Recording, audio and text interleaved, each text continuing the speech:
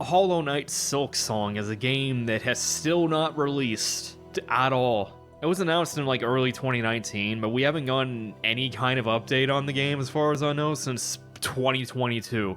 Like no trailer or anything. It was apparently supposed to come out in 2023, but that obviously didn't happen. Here we are in 2024. It still isn't real. I really have to question if this isn't some weird collective dream we all had. Maybe the real Silksong was the friends we made along the way. Like, this is probably the most anticipated indie game of all time at this point. I haven't seen people so rabid for a game like this, like, ever. Like, I don't know, it has to be a combination between how hilariously good Hollow Knight is and how hilariously good this game looks. Like, if it's even half as good as Hollow Knight, it's, like, going to be a ridiculously good game. And you know what, like, I'm willing to let the developers take as much time as they need to make a very good video game. Well, I don't know, I feel like fans probably wouldn't be quite as rabid about the game releasing or getting any kind of new information at all. Like, if the developers weren't so radio silent about it. Again, we haven't heard anything about Silksong in close to 2 years now. Like, every time there's like any kind of like major gaming presentation or like event or whatever, it's just like, is this going to be it? Is this going to be the day that we finally hear something new about Silksong? Is the game real? We don't know. Again, it could be fake. It could be misinformation. They said, no, this is just a proof of concept trailer. We're not actually making the game. But luckily, Hollow Knight is a Metroidvania, a search action game, if you will. I'm not calling it that. Like, there's an entire genre of similar games to Hollow Knight to play while we wait for Silksong. So, you know, who knows when this game will finally release, but let's talk about some other stuff to play in the meantime. I'll have the platforms they're available on and the regular price in USD in the corner of the screen. I'm American, I'm not doing like a gigantic money conversion breakdown, figure it out yourself. We're gonna start with the obvious ones and go weirder as we get further in. You know, the most obvious Metroidvania to play if you like Hollow Knight is Castlevania Symphony of the Night. It's definitely what Hollow Knight takes the most design cues from, and you know, it's just a really good game either way. The first time I played Symphony of the Night, I was just like, wow, Hollow Knight takes a lot of inspiration from this game. Despite how much I love Metroidvanias, I barely played Symphony of the Night before like 2020. Since then, I think I've played it like 3 times. So yeah, very, very good game. It's definitely pretty easy, but it's fun either way. I don't really care that much. Although, like, bizarrely, this is one of the only major Castlevania games that isn't on Switch. It's on PlayStation and Xbox, and, you know, technically PC, but I'm not gonna mention emulation. At least aside from this joke that I've probably ruined.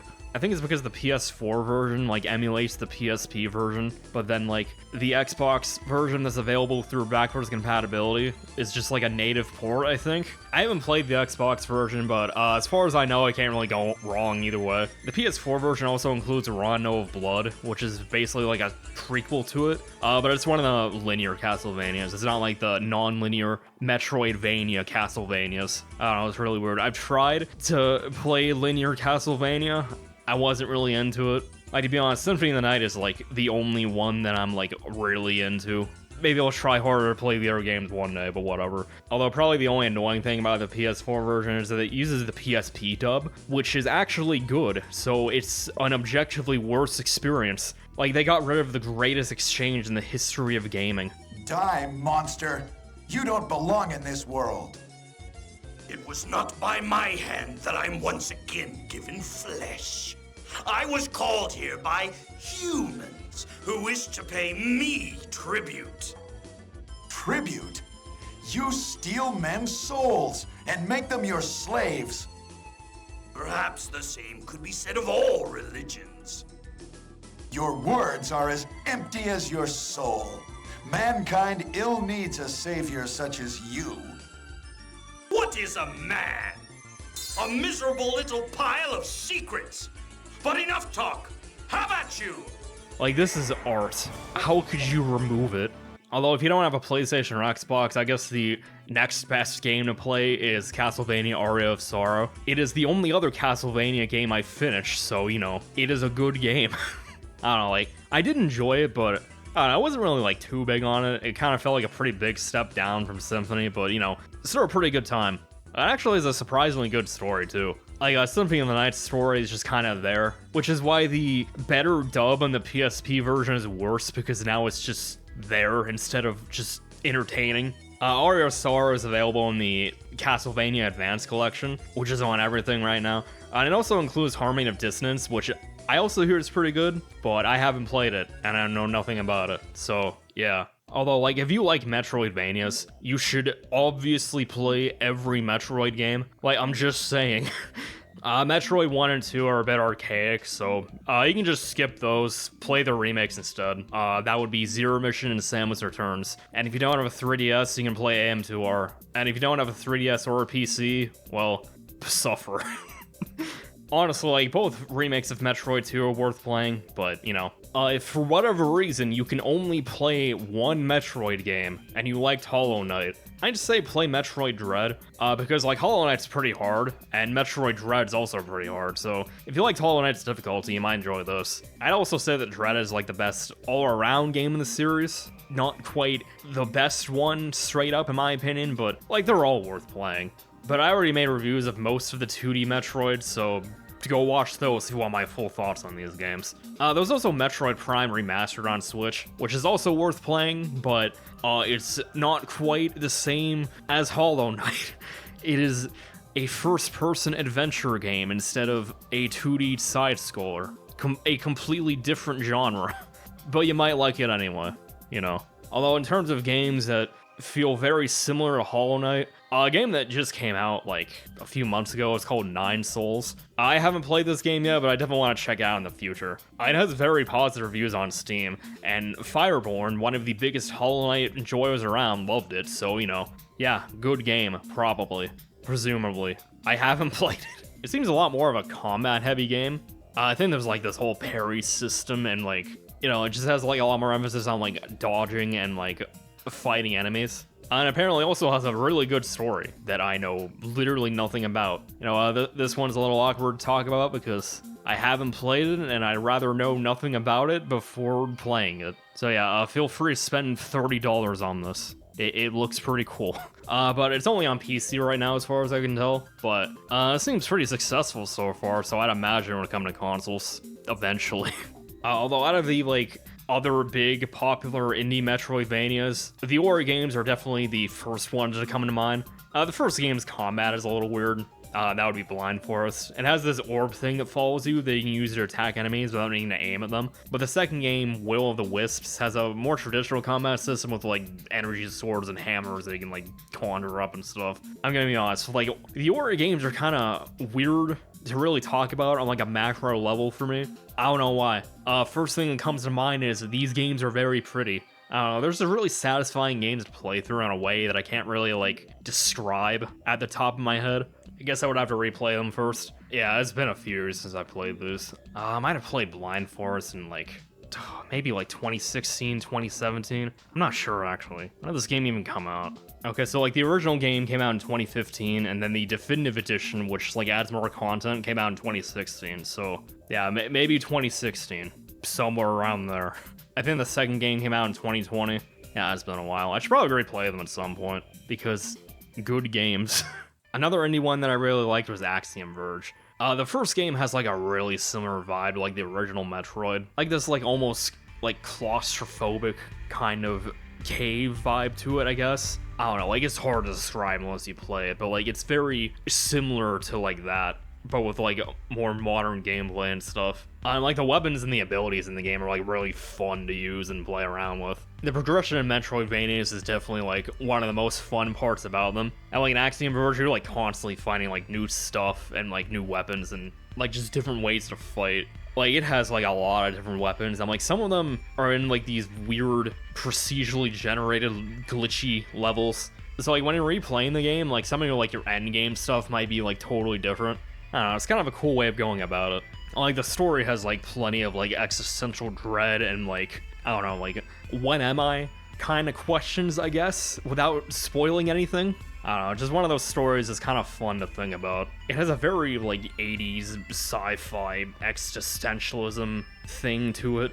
Like, the second game is definitely more polished, but might not be quite as good as the original. They're very, like, equal in terms of how much I like them. Axiom Verge 2 has a lot more melee combat, which definitely does give it, like, a different feel. It also has, like, a second overworld inside cyberspace, so, like, another dimension or something. I don't remember what it is exactly. It's a very cool thing to have in a game like this. It makes you really have to think about how you're supposed to, like, traverse around it and explore. I did get lost more often in Axiom Verge 2, but it had more mind-bending puzzles to get to new areas, and it felt like really engaging to get through. Although it was really annoying that the first game ends on a cliffhanger that the second game doesn't resolve at all. Like, Axiom Verge 2 is completely standalone from the original, except maybe like 1 or 2 references here and there. I don't really mind that on paper, but when these games only come out like every 6 or so years, it just ends up being irritating for people who want to know what happens next. It's still a pretty damn good, like very entertaining story, but it's just hard to get attached to it. Pretty much has the Half-Life problem, where it's just like, yeah, this is pretty interesting, this is entertaining, I like where this is going, but also it's been who knows how long since the last game, why should I be attached to this? It's not going to be resolved, like, ever. Although probably like one of the first Metroidvanias I played was Cave Story. Like, this is the original indie game. Like, this was made by one guy in his free time over the course of 5 years, and then he just released it for free. And he even did it in like 2004, before like all these like accessible tools were available, like Godot and Udemy and like all that stuff. Like, what a mad lad. I first played this back on Wii before I even understood what an indie game is. And honestly, it was probably the first indie game I played too. Levels are pretty linear, but you can go back with like new abilities later to like find new stuff, so, you know, still kind of a Metroidvania, but still kind of not. Level design is pretty good though, it's fun to play through each area. It also has this really fun mechanic where your weapons can level down when you take damage. It can make the game a little too punishing at times, but it's also pretty satisfying to make it through a tough section without getting hit much. It also kind of forces you to use your different weapons a lot more, because it's just like, oh man, this weapon's back to level 1, better use this level 3 weapon instead. Probably my only real issue with it is that, like, there's a lot of bullshit required to get the true ending, including playing one of the hardest sections of video game that I have ever played with no checkpoints. Like, you have to go through this very long section with tons of enemies, to the point where it borders on bullet hell, and then fight, like, 3 bosses, and, like, 1 very long multi-phase boss fight, without dying a single time. I gave up trying to get the true ending years ago, don't even bother. It's a very fun game when you don't try and get the true ending, so just do that. The Switch version is definitely the best way to play overall, with like widescreen and like extra quality of life stuff. Like, there's this one part where I have to like gather up all these dogs for like this old lady. In the Switch version, you can just carry multiple of them at once. And then they just create like this hilarious like tower of dogs that you're just carrying around. And like, it fit in so well with the game that I just thought that was always there. Although it's kind of bizarre that they never ported the Switch version to anything else. Like, it's not on PS4, it's not on Xbox. Cave Story Plus on PC is still good enough, but again, like, they never updated it with the extra Switch content. It doesn't make any sense. It's also stuck at 4x3 for whatever reason. But if you don't feel like paying for it, the original release of the game was freeware and it still works. So, yeah. Although I'd recommend playing the NX Engine Evo fan port instead, because it has widescreen support and uncapped resolution. If you don't care about playing with the remastered graphics, it's better than the official PC ports, to be honest. There'll be a link in the description. Normally, I'd tell you to buy one of the other versions of Cave Story if you enjoyed the game, but none of the money is going to Pixel anymore, because Nicholas is a shitty publisher that makes me embarrassed to have the same name as them. So if you want to support the original developer, go buy Kara Blaster instead. Another kind of obvious game to play if you liked Hollow Knight is Terraria. And I say kind of obvious because, like, on the surface it looks like 2D Minecraft, but it slowly turns into a procedurally generated Metroidvania. Like, there's tons of different ways to progress, and there's just tons of content for people who really get into it. Like, it's one of those games you just play and you just find a bunch of stuff. Like, I don't know, maybe you find those claws that let you, like, Mega Man X wall jump on walls, or like you get a grappling hook, or like this cloud in a bottle that gives you a double jump, or the ability to just warp back to spawn wherever you want. and like you make NPC villages so that you can like warp between different biomes. Really one of those games where you just end up feeling a lot more powerful over time, like a Metroidvania. Although it basically requires you to have the Terraria wiki open on the side to understand what's going on. Like, I don't know, you just find stuff and it's just like, what does this do? I don't know. Terraria wiki, save me. Although the PC version is way cheaper. Like, it's $10 on PC, but $30 on consoles. You know, like, the game's still worth $30 in my opinion, but it goes on sale for like $5 on Steam pretty often. So, my financial advice is to play the PC version.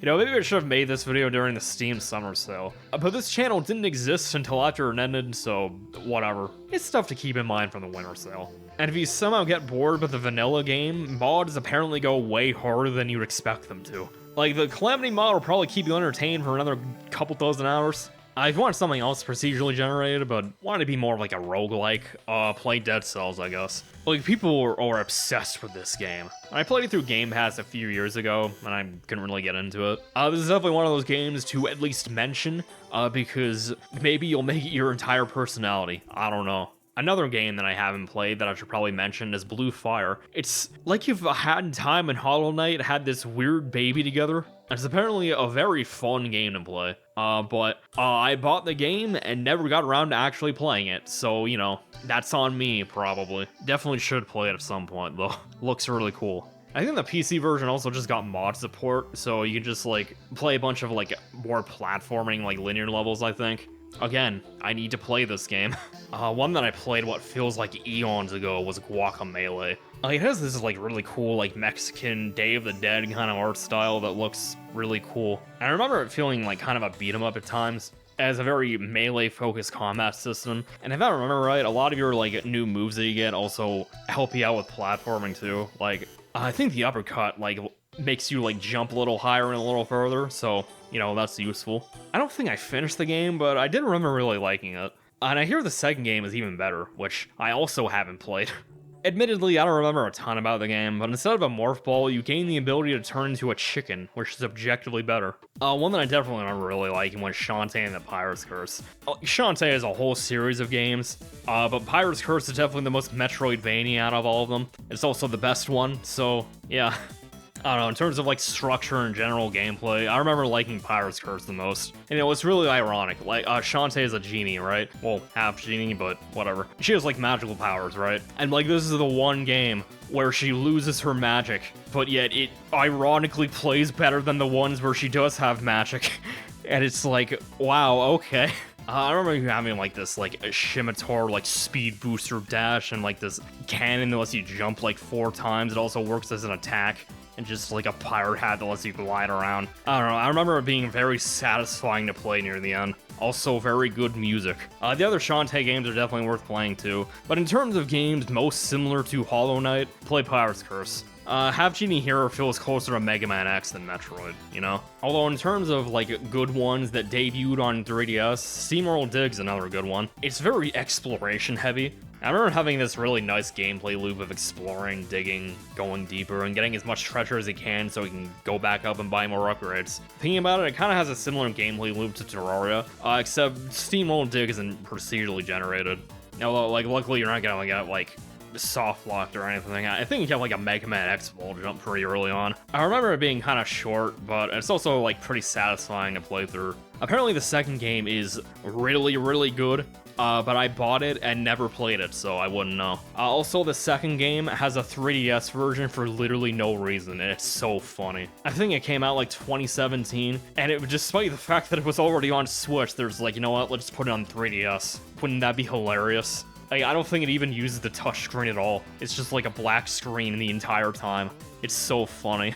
I suppose we can round this out with some newer ones. Animal Well was a game that came out a few months ago.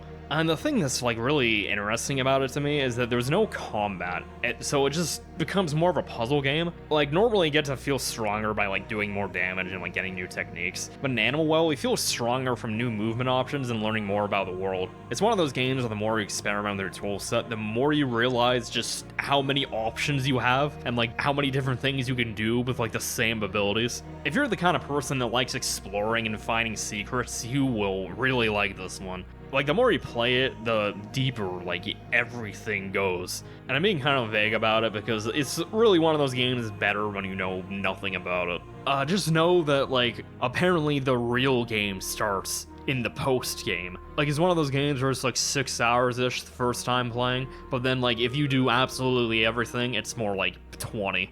Some of the post-game stuff is definitely a bit confusing to figure out, which is why I didn't go for it, but, like, just looking up what you're supposed to do and, like, what happens, like, it's crazy, man.